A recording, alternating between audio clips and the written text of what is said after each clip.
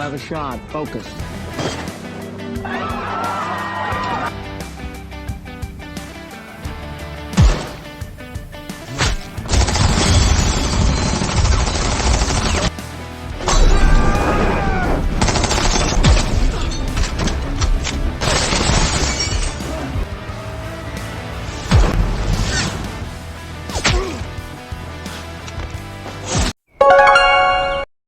Halo kunyo, dimanapun kalian berada, bagaimana kabarnya? Gimana? Biji masih aman? Udah subscribe belum? Udah like belum? Udah share belum?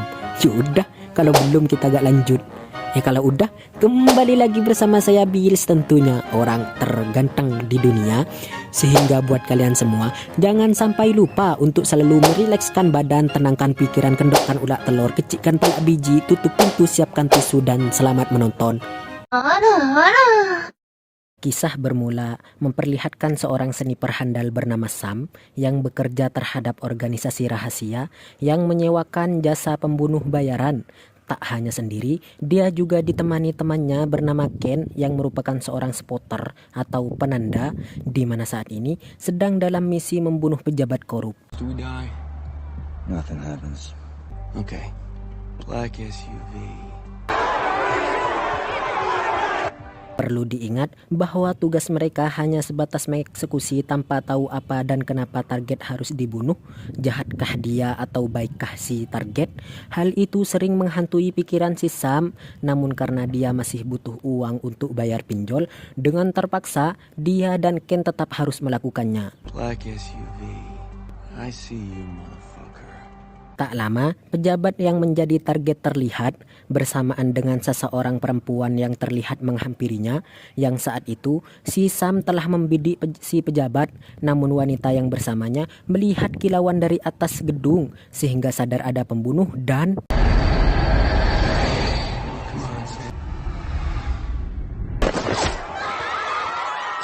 Shit. Fucking killed her. Still have a shot. Focus. sempat salah sasaran, namun akhirnya Sam berhasil membunuh si pejabat dan dalam keadaan merasa bersalah karena salah sasaran, dia harus secepatnya pergi dari sana karena keberadaan keduanya telah diketahui oleh anak buah pejabat itu.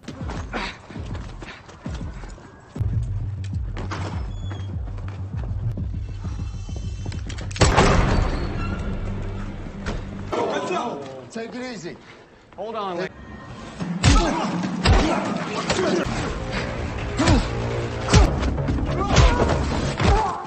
Just trust me on this one, okay? Dalam perjalanan pulang itulah Sam menyatakan keraguannya tentang wanita tadi yang melindungi pejabat, bahwa si Sam mungkin telah melakukan kesalahan dengan menembak si pejabat yang dikira Sam adalah pejabat baik. If he was such a terrible person, why would she do that? It doesn't matter.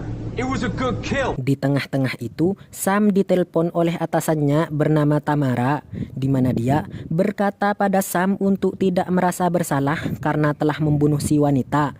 Karena itu merupakan konsekuensi dari pekerjaan yang dia sepakati tanpa harus mandang baik dan buruknya. Sehabis itu, Sam meminta untuk cuti beberapa saat. Ia mengaku akan menenangkan pikirannya terlebih dulu sambil berpikir apakah dia akan melanjutkan karirnya atau tidak. Fuck. What? You're a dick. Sesampainya di daratan, mereka akhirnya berpisah satu sama lain dan tidak diketahui dengan pasti kapan mereka berdua akan bertemu dan berkumpul kembali. Hey, you went cockeyed.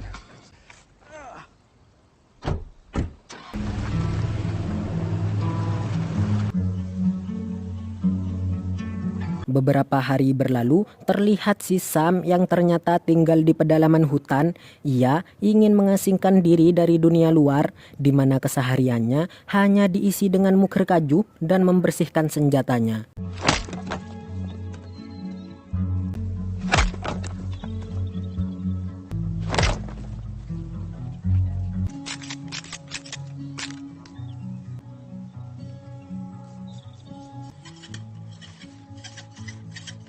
menjalani hidup yang tenang. Sam sama sekali tidak berhubungan dengan dunia luar. Bahkan walau Ken sahabatnya sekalipun, ia berpikir untuk tidak melanjutkan pekerjaannya yang notabene-nya lebih banyak mudorotnya daripada manfaatnya. Bersamaan dengan itu, dia ditelepon oleh Tamara atasannya untuk misi baru yang katanya sangat penting, sehingga Sam bisa sekalian mengajukan pengunduran dirinya. What's going on?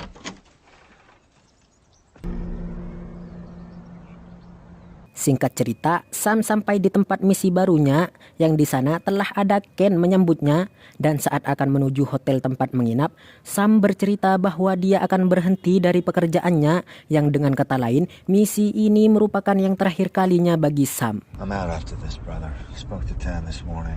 This is it. After this, I'm done. Bullshit. Hal itu sontak membuat si Ken terkejut karena dia akan menjadi pengangguran juga, sebab dengan pekerjaannya sekarang dia membutuhkan seorang partner yang merupakan seorang penembak rundu atau sniper, dikarenakan pekerjaannya hanya seorang spotter atau asisten sniper, sehingga pekerjaannya itu tidak akan berguna lagi. Namun ada hal lain yang masih membuat mereka penasaran tentang misi ini, yaitu Tamara belum memberitahu di mana lokasi dan siapa target yang akan dieksekusi. This place looks pretty nice, right? Welcome, gentlemen. Please.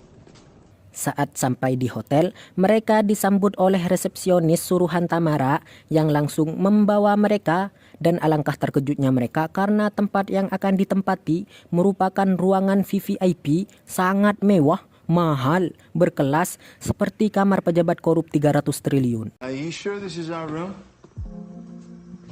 Yes, for you. You sure? Right? This is our room. Yes, for you, sir. Yeah? Your favorite, silk sheets. Saat si resepsionis memberikan surat itu, terjawablah bahwa ruangan itu dan fasilitasnya telah dipesan oleh Tamara sebagai hadiah atas dedikasi dan usaha mereka selama ini. Hey, would you mind closing the curtains, please? Karena pengalaman Sam sebagai penembak rundu, dia meminta sang resepsionis untuk menutup tirainya. Sempat ditolak oleh si resepsionis karena rugi melewati sunset yang sangat indah. Namun Sam yang selalu waspada tetap menyuruh si resepsionis untuk menutup tirai. As you wish. I'm here. This feels familiar. Sehabis itu, Ken tetap mengungkit masalah Sam yang akan berhenti dari pekerjaannya dengan alasan Sam tidak memikirkan nasib sahabatnya itu yang akan menjadi pengangguran juga seperti si Bills. Namun si Sam menenangkan Ken dengan berkata mungkin Tamara masih akan mempekerjakan si Ken karena walau selama ini Ken adalah seorang spotter, dia bukan tidak bisa sama sekali menjadi seorang penembak rundu. You can shoot. Not like you. You don't know how rare your abilities, do you? Dengan bakat langka dan spesial milik si Sam, sangat kecil kemungkinan Tamara akan memilih Ken sebagai pengganti Sam. Sempat berdebat ke anak-anak kecil, namun Ken akhirnya tidak bisa berbuat apa-apa dengan keputusan si Sam. And I get why you feel like that, but I'm done, okay? Fuck! Look, I'm sorry, Ken. Really, I am, but...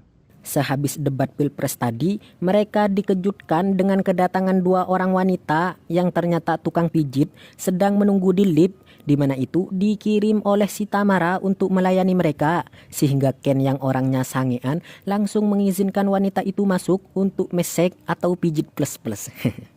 Come on up. Bro. Now I believe in God. Saat si Ken sedang dipijit, Sam memilih untuk diam saja sehingga membuat wanita satunya lagi yang bernama Mona merasa tidak enak memakan gaji buta. Alhasil, dia berinisiatif untuk menyenangkan si Sam. Over here, come.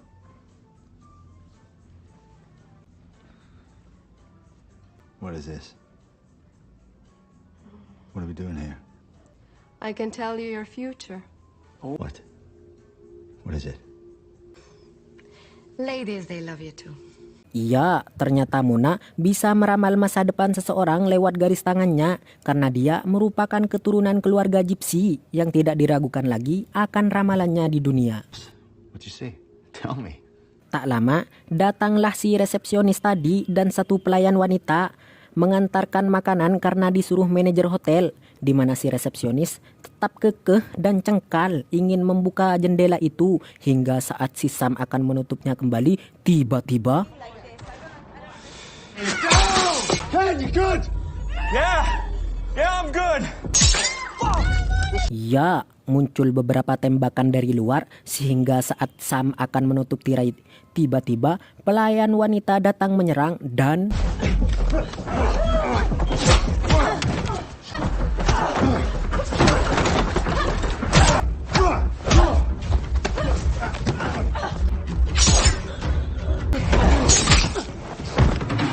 sehabis pelayan wanita mati terkena tembakan, dia masih harus berhadapan dengan si resepsionis yang masih satu komplotan, di mana Sam langsung cosplay John Wick sehingga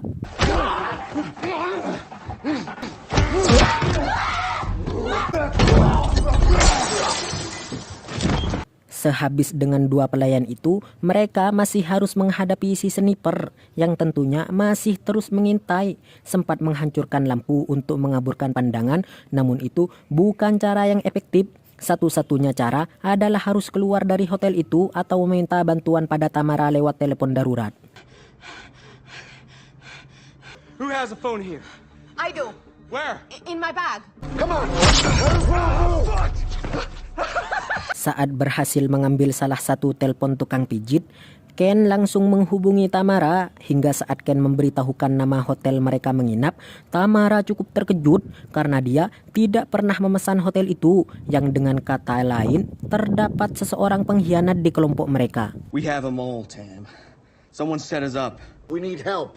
Any more assets in town? Untuk bantuan, Tamara tidak bisa langsung mengirimnya karena saat ini semua agen sedang dalam misinya masing-masing, sehingga Tamara menyuruh keduanya untuk bertahan lebih dulu hingga sampai Tamara menemukan solusinya. You heard the lady, kids.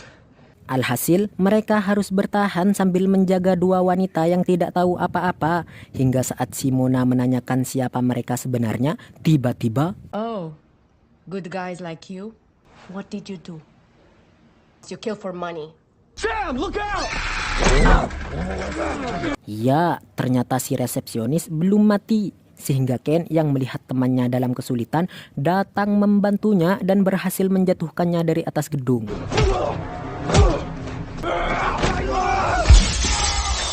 Saat Ken bersembunyi di tempat rawan itulah, ia terkena satu tembakan yang membuatnya pingsan saat itu juga. Ken? Shit! Ken! Fuck! Kemudian, telepon berbunyi bahwa bantuan tim telah didatangkan, di mana bantuan itu akan menembak si penembak dari jarak jauh juga, sehingga para bala bantuan menyuruh si Sam sendiri untuk memastikan apakah si tim bantuan telah melakukannya. Okay, go. Setelah memastikan bahwa tim bantuan telah menghabisi si penembak, Tamara memberitahu si Sam bahwa semuanya telah aman. Namun si Sam masih agak ragu untuk beranjak, begitupun kedua wanita itu, sehingga si Sam mencoba melemparkan bantal dan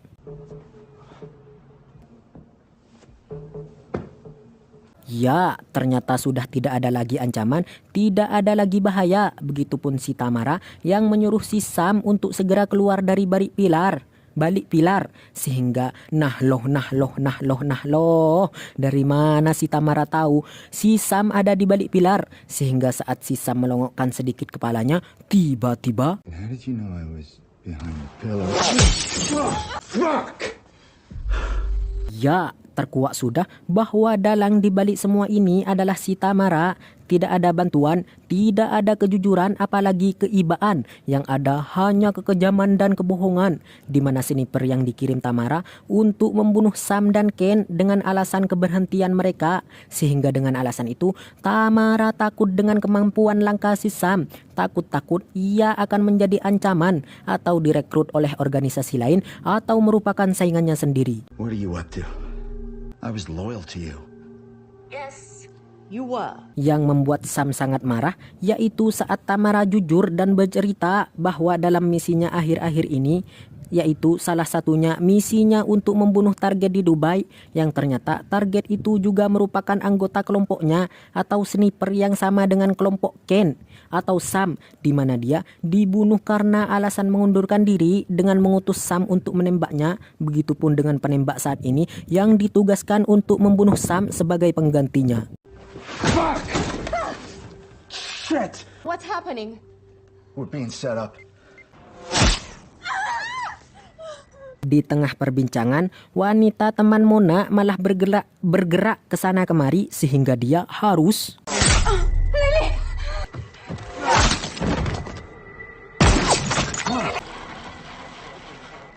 ya, yang tersisa hanya tinggal Sam dan Mona, juga Ken yang masih tak sadarkan diri, bahkan mungkin dalam keadaan kritis. Sedangkan si sniper dan spotter, utusan Tamara, tetap siaga membidik si Sam.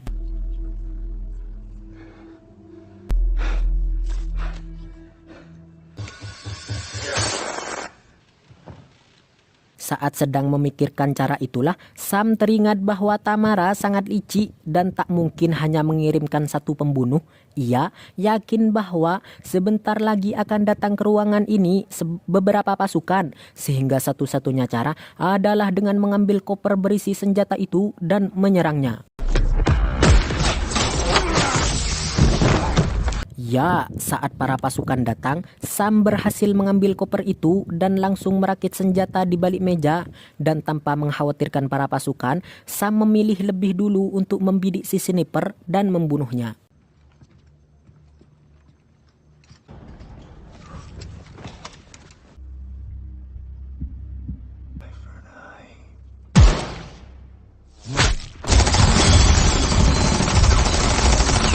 Ya, mereka langsung menembaki si Sam dengan AK-47. Namun, timah panas itu tak satu pun mengenai Sam, sehingga saat pasukan menghentikan tembakannya, Sam langsung melemparkan botol yang dibakar api dan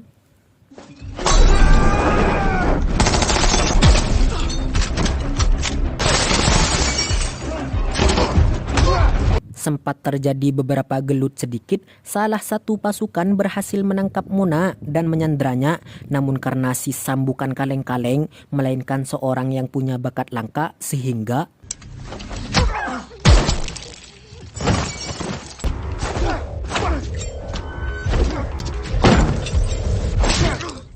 saat berhasil selamat, Mona berkata pada Sam dan memintanya untuk menjaga anaknya nanti kalau Mona mati, dikarenakan Mona berpikir bahwa dia tidak akan selamat dari tempat ini. Dari situlah Sam kembali membrutal tatkala ada lagi pasukan yang datang, sehingga kalian bersiaplah untuk menyaksikan kebrutalannya. Go, go! Move, move!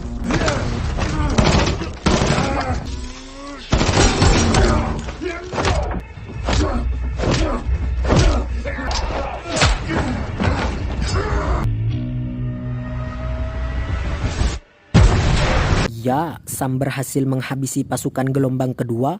Namun saat Sam lengah, salah satu pasukan akan menghabisinya. Namun Mona dengan berani mengambil senjata dan berhasil menolong si Sam.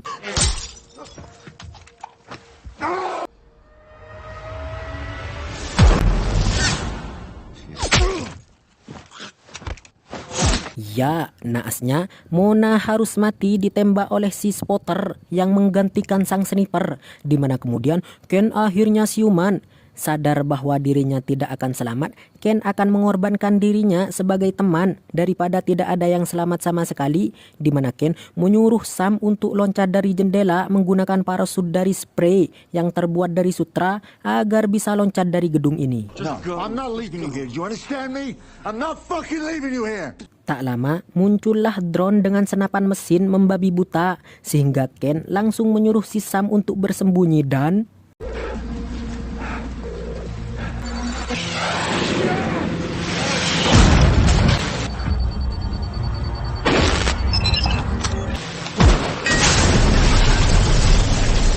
Sehabis menghancurkan drone, Sam mendapati Ken telah mati sebelum menepati janjinya untuk berkorban. Dan daripada harus mengorbankan temannya itu, Sam langsung mengambil spray sutra untuk parasut dan bersiap untuk terjun dari sana. Oh shit! Maybe it works!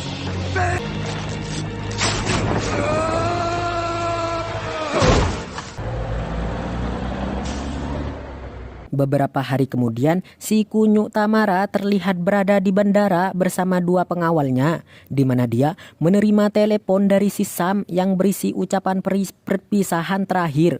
Karena alih-alih akan hidup tenang dan santai, dia telah melakukan kesalahan besar keduanya dengan membiarkan si Sam lolos saat malam itu, di mana si Sam sedang menyamar menjadi cleaning service dibantu juga oleh anak Mona yang datang untuk membunuh si kunyuk dan pengawalnya di toilet bandara. In God, Well, you know what they say. verify then try.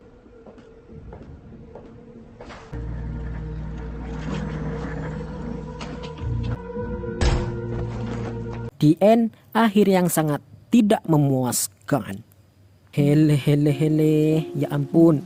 Sayang ini film bagus kok akhirnya kayak gini ya. Kayak kurang apa gitu. Kenapa adegan pembunuhan si kunyuk Tamara gak ditampilkan? Padahal itu yang ditunggu-tunggu loh. Pengen banget lihat muka pucat si kunyuk yang bergetar dan pucat pasi, terkencing-kencing karena ketakutan. Pengennya tertawa melihat si kunyuk disiksa, namun ternyata itu sangat tidak memuaskan. Hele. Pesan dari film ini tidak banyak, hanya sedikit saja, yaitu diam saja ada konsekuensinya, apalagi bergerak, tapi tetaplah bergerak agar kau tidak gemuk. Saya teringat dengan dauh guru saya, yaitu taharrok fa inna fil harokah barokah, bergeraklah karena dalam gerakan itu pasti ada barokahnya. Jadi ayo bergerak, kita jalan dari Indonesia to Mekah. Kalau gak mau jalan pakai perahu galon aja biar banyak geraknya daripada harus numpang pesawat. Aduh mulut ini kalau udah bicara susah dihentikan, padahal tadi bilangnya sedikit. Aduh. Ya udah, tetap ingatlah Allah dimanapun kalian berada. Saya Bills, Direktur Nadia Official, mohon pamit undur diri dan akan kembali bertemu di video selanjutnya. Subscribe.